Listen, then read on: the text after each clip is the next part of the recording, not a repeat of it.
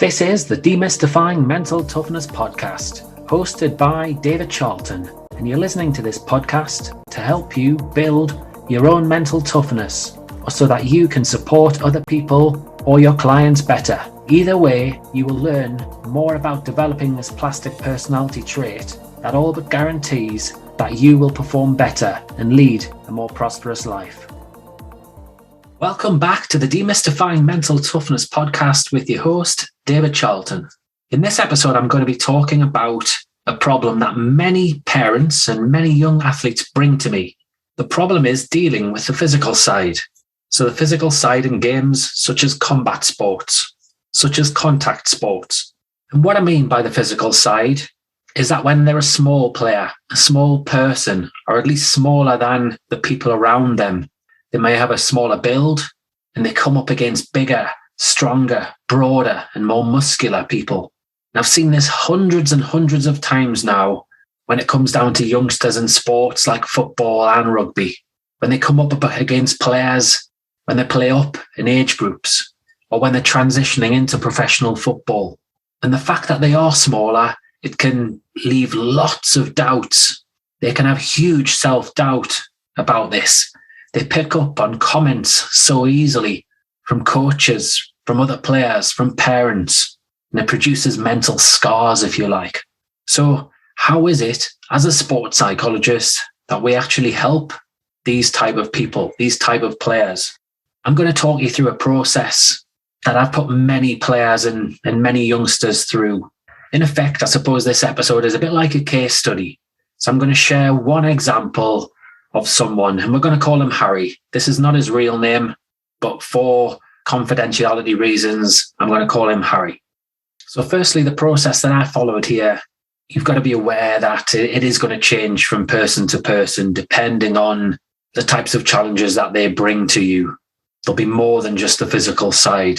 They've got their own personality and the way they respond and react to different situations. They've got challenges like their immediate performance to come into play as well. So Harry had been let go by a professional football club who told him the reason for that was simply down to his size. Now, he's a goalkeeper, and the size of being a goalkeeper is hugely important, naturally, especially in some clubs.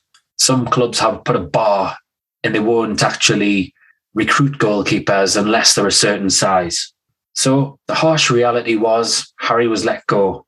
His dream of playing in the Premier League, playing for England, it was in tatters. His confidence was completely destroyed by this decision. And he held on to the words that had been communicated to him in that final meeting when he was discarded. And it didn't matter what coaches at his new club now would say. It didn't matter what his parents would say. Any other people. He was transfixed on what these previous coaches had said to him. And it was having a huge impact on his confidence and his enjoyment of the great game. And as I say, personal situations, they come into play when you're a sports psychologist, when you're working with people. So as well as this impact of that decision and the fact that he is smaller, and that is a fact. Harry was 5'11", and as a goalkeeper, really you need to be above 6 foot, or certainly that's the way he saw it in his eyes. He'd moved to a new club after some difficulties actually finding a club, which can happen for outfield players, but especially for goalkeepers. And at the new club, there'd been no consistency in the selection. Some coaches had come and gone. The main manager had come and gone. And this was just making him feel even more insecure, more worried about the future. And again, he kept on, and he just could not get past this being transfixed on what had been said to him from his previous club. So I'm going to start with a simple exercise that we did. And the reason for this exercise was simply to try and help him take some control over the situation. So it was a straightforward exercise where I asked him, what are the factors that are outside of your control that are in relation to your height? So he talked about his growth and the fact he may have a growth spurt at some point, or he may not. The fact that he was 5'11" was out of his control. Or the wish, the dream to get to 6'2", unless, of course, he goes on a stretch machine. So what else could he not control? He couldn't control how coaches would select squads or teams, how coaches would decide on contracts, their decision-making. He couldn't control their body language, the way they communicate. And very similarly, scouts. When scouts are looking at players, he's got no control over what it is that they're looking for in him and his teammates. And with his teammates, he can't control the size of his teammates, their build, their thoughts about him, or just their thoughts in general, the way his teammates communicated, their skill levels, effort levels, all of those factors, whether his teammates would make mistakes or not. Opponents, very similarly, he couldn't control his opponents, their size, their height, their width, their physical presence, their skill levels and effort, the tactics. He couldn't control social media or spectators and things that were said to him or about him. So I went on and on about the fact that if he focused all his attention on these factors, then it was going to make him ill. It was going to drain him of emotion, of energy. So what we did was we looked at what was under his control. And again, the main theme was his height as we did so. So we agreed that he could control whether he chose to focus on the height of his teammates, on the height of his opponents, or their broad nature as well, their full physical presence, or he could control what he could do about his physical presence. And he agreed, and it had been something he'd spoken about to his coaches, was what he could do about his physicality was get in the gym more. He could see a strength and conditioning coach to get an organized program. He could see a nutritionist who could help him with his diet so he could maybe bulk up and increase his strength. That was what he could control, and that was going to be helpful for him. Then we dug into his attributes, what it was he was good at. He liked playing a high line and sweeping up from the back, if you're aware of football in that respect. He was brave, although he did say this lack of confidence had affected his bravery. So he could control whether he chose to leave his line for crosses. He could control whether he was quick and calm in his decision-making for one-on-ones. He admitted he could control his communication. So he felt, because of his lack of confidence around this height issue, it had also impacted his communication. So whether he was going to encourage his teammates, whether he was going to criticize them, whether he was going to instruct them, that was something he could do something about. His body language as a goalkeeper, having a presence, shoulders back, chest out, head up, that's important. It can intimidate the opposition, and it can also strengthen the belief of your teammates. And that was something he was responsible for. We talked about his attitude towards training. We went on to discuss his relationships with coaches and with teammates and how this impacted his confidence levels. And certainly the whole changes with coaches in the club, that had had a big effect. So the constant flux there had him assuming lots of different things, and he was never able to build a really good relationship with any of the coaches. So what is it he can control about that situation? And we discussed this, and really it boiled down to, in any relationship, if you're going to build and strengthen a relationship, it's about communicating. It's not about putting your head down and trying to just impress them by your attitude and your skills. It's actually spending a little bit of time with them, some small talk, understanding what it is they're passionate about, just talking football, just generally, getting involved in the banter and having a bit of a laugh with them as well. So this was something he could control. Another thing which had happened, one of the coaches had asked him to change his technique, and it was something he'd been struggling with. So he got talking about this. How was he going to embed this technique? Was he just going to think about it and let it worry him? Or was he going to do something about it? So we got into, you can control if you do extras or you don't. So all of these factors, I really chose to help show him that it was so important for him to take control of this situation. And it wasn't just about his physicality. There were lots of different elements there that he could do something about. and that this could have a huge effect on his confidence. Yes, he may feel uncomfortable about certain things, but over time, if he did the right things, he could help himself. So one thing I'm always keen to do when I'm working with people is ensure that when I'm finishing a session, it's always on a positive, upbeat note where they've got a task or a little goal or some objectives. So in this case, we'd educated Harry. He had a better understanding of the things that he could control and influence. And I really wanted to help him focus on his strengths, on the things that he was good at. And he said, naturally, he is quite brave. He hadn't been so brave recently, but it was something that he could throw himself into doing because it could be quite automatic with it. So we came to the agreement that between now and the next time we would go on to meet, Harry would rate himself for every single training session and every single match for his bravery on one-to-one situations. So naturally, he may come across different players, some aggressive, some very physical, in your face. So we felt this was something that he could control, his mindset, his attitude towards being brave. And what I expected was we were going to meet 2 weeks after that.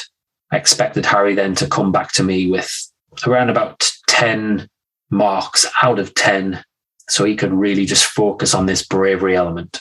And sure enough, when he did come back, that's exactly what he'd do for me. And it was really encouraging to see the shift in focus. The attention had moved from his height to what it is that he could do, and bravery was one of them. And then generally the numbers were 7s and 8s in the main, with the odd 9 for bravery, which was great in my book. Another thing, and another really important thing that we covered in sessions, was his expectations. Generally what I find is that someone's expectations set themselves up to fail or to succeed. So I'm really keen to dig into this. So at the time of this next meeting, I was aware Harry had a game 2 days later. So to set himself up positively, I thought, let's dig into this expectations exercise. So the first thing I said to him is, what is success to you in this next match as a goalkeeper? And sure enough, he gave me the answer that I expected. He said, well, it's for the team to win and for me to keep a clean sheet. And most goalkeepers would give me that type of answer, but it wasn't the answer that I wanted. So we dug into what it is that I was actually trying to draw out of him. Now, the reason why keeping a clean sheet and the team winning is not success in my eyes is because they're out of his control. They're external factors. He can't do anything about if one of his teammates slips and the centre forward goes through and scores, or if somebody scores a worldie goal. He can't do anything about that.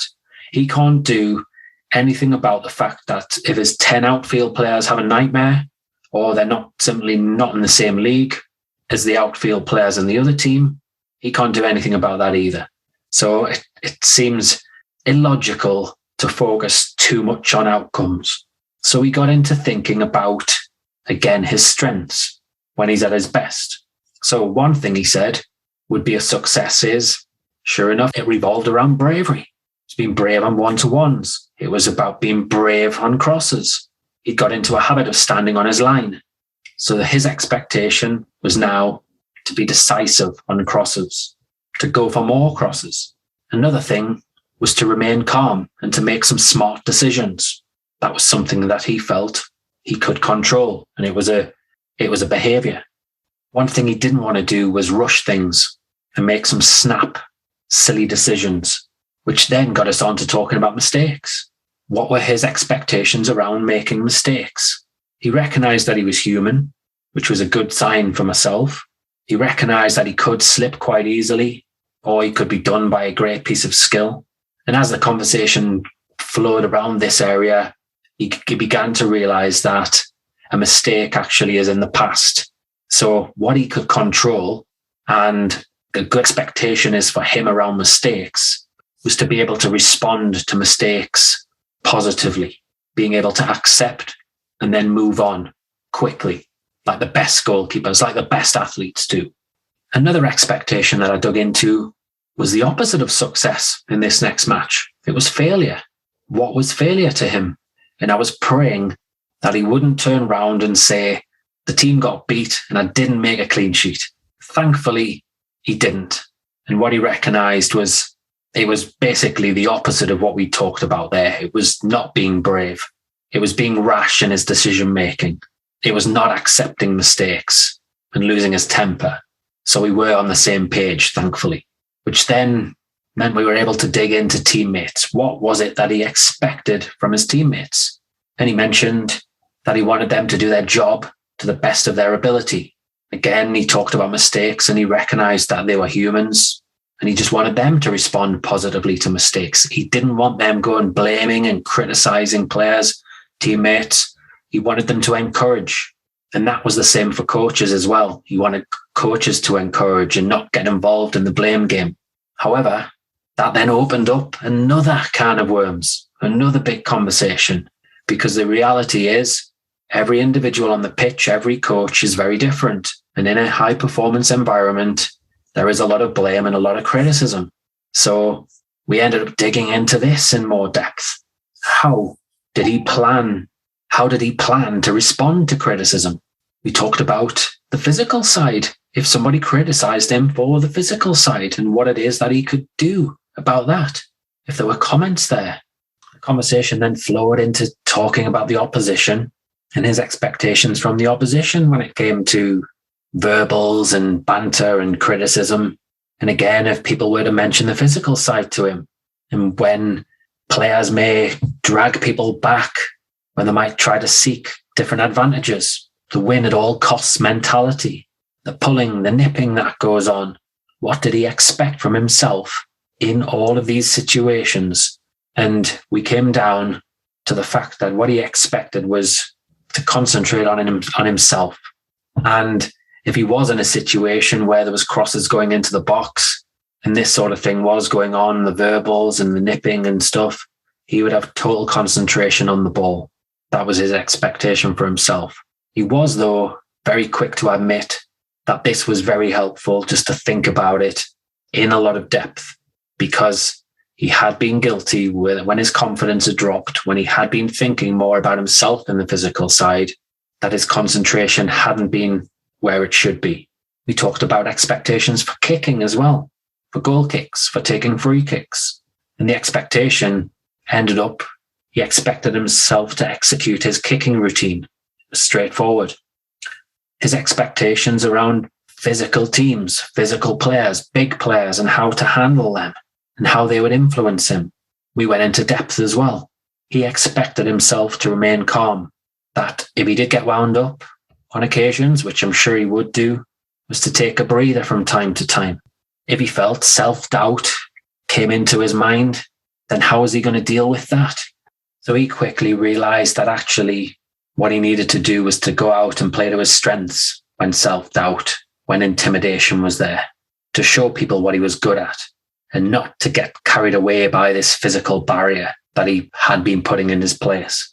And then similarly, after doing these expectations exercises, I like to put the client in control, in a position where they've got something to focus on between that time and again the next session. So we did a very similar exercise around the bravery aspect that I mentioned a little bit earlier, where he went on to set some goals. He rated himself on a scale of 1 to 10 for bravery. This time it related to coming for crosses. And then the following session, he brought me again a high number of training sessions and matches where he'd scored 7s and 8s and 9s, which was great to see and was really, really positive. Now, I'm going to share one more other thing which I put into place with this guy, with Harry. And it's something that is so, so important. It's called sources of confidence. Now, many athletes, many goalkeepers, many footballers, they have this thing in their mind that confidence is not in their control. That is something that just happens to them. That you either are a confident footballer or goalkeeper or athlete or person, or you're not. And I very much disagree with this. So I was very keen to understand his relationship with confidence. Now, in my mind, for a goalkeeper, confidence is the ability to see or feel the fact that you're going to make a save and then you execute it. It's the ability to see or feel the ball come in from a cross and you're going to catch it. The ability to see or feel that you're going to kick it upfield and find your teammate and do it. It's as simple as that. But there's so many factors that influence our confidence, as I've alluded to. So my job was to help Harry recognize the most important factors that contributed to his confidence, that were under his control. And we went on to discuss, I think it was around about 20 things in total. Now, I'm not going to mention every single thing, not the whole 20 things, but I'll give you a good handful. What we did recognize was that his relationship with confidence was highly attributed to his attitude in training. If he was brave in training, if he made sure that he was full of beans, had lots of energy in training from the first minute, then it had such a huge impact on his confidence. We also recognized that his relationships with coaches was massively important, that he really liked positive feedback. But in all honesty, obviously that does not occur, but he was aware of that. So again, a part of my role there was to help him recognize his part in these relationships with coaches and how his communication with coaches was vital. Then we had sleep. As a youngster, it's very, very easy to get into bad habits, especially if you've left home for the first time. It's very easy to get stuck on your phone, social medias, or you can be gaming till silly hours during the night and early morning. But he recognized this was so important for him to be able to perform consistently with high energy in training, and then obviously to take that into matches. And the fact that the physical side was such a big thing to him, that he wanted to get bigger and stronger, become broader, he recognized that the rest and the sleep was very, very important for this. And okay, yes, rest and sleep does help your muscles grow and recover, but it also means he's going to have more energy to take to these training sessions, to these gym sessions. And again, on the communication side, that is an important aspect for him. We talked about having a presence as a goalkeeper being so vital, and how you can go on to bully players by having your presence. The warm-up was discussed and the impact that can have on his performance. So his attitude to the warm-up was a vital factor. And then again, his attitude from the first whistle, being brave, being confident. We got into thinking about his self-talk throughout matches, whether it was motivational and encouraging or even angry, and how he could help himself. Being kind as well to himself with his self-talk was an important factor, especially when he got those pictures in his head of being that 5'11" tall goalkeeper who was slightly smaller than the rest. He needed to have imposing images in his head. So something we did to help him there with those imposing images in his head was some visualization, where we looked at body language and he thought about role models and goalkeepers that he looked up to. Shay Given was one. So Shay Given, the former Newcastle, Aston Villa and Blackburn goalkeeper. Again, Shay hadn't been a particularly tall goalkeeper, but he saw that he had similar qualities to Shay. Shay had been very agile, as was Harry. So we dug into the different qualities and he came up with some keywords: confidence, bravery, and presence. So we imagined different situations on the football pitch that he came up against. And he saw Shay and he saw himself responding with bravery, responding with a presence and confidence. We talked about metaphors and he came up with the picture of a lion. That to him was bravery and presence in abundance. So we got him to imagine responding like a lion, using that image of a lion as a trigger to help him in different situations. He also went off, after doing the imagery, the visualization, to put a picture of Shay Given and a lion on his phone with the words confidence, bravery, and presence on a screensaver, as well as printing out a sheet which I'd given him as well, which he could look at before training, before matches, at half time, as a little reminder to get him to focus on the things that he needed to focus on to perform at his best.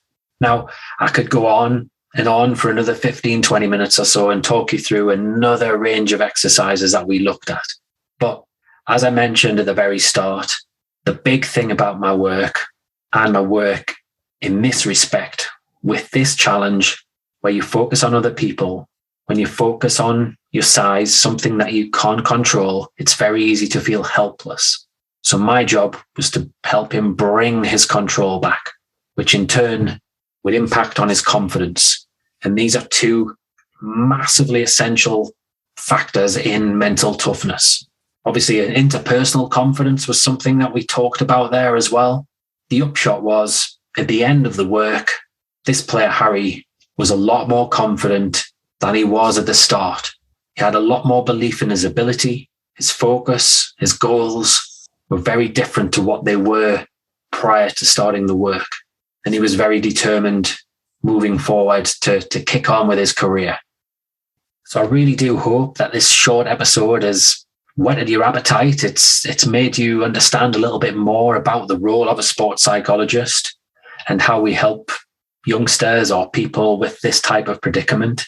You'll also find I've got hundreds of blogs out there. There's going to be some blogs in the show notes which link to this type of challenge. I've also got some case studies so you can get some further information as well on some of the other exercises that I'd likely cover as well. And again, these will be in the show notes. In the meantime, though, have a great week. And if you do have any questions, feel free to reach out. My email address is info@sport-excellence.co.uk. Thank you. If you enjoyed this episode of the Demystifying Mental Toughness podcast with David Charlton, do check out my website, sport-excellence.co.uk, and my online sports psychology resources. Sport-Excellence website has essential resources for anyone looking to build their own mental toughness or the mental toughness of their athletes or teams, or if you want to achieve peak performance more often or optimal functioning. The Sport Excellence website has everything you need to keep moving forward and thrive. So go on, head over to sport-excellence.co.uk to find out more.